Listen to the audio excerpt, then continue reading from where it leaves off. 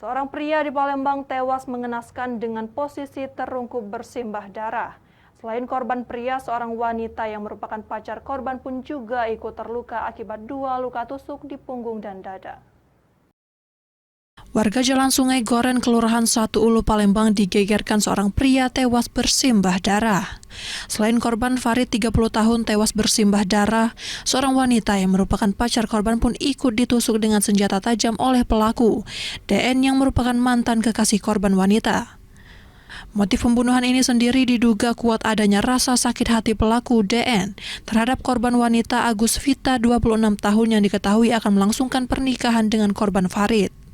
Polisi yang mengetahui kejadian tersebut langsung mendatangi lokasi kejadian untuk melakukan olah tempat kejadian perkara.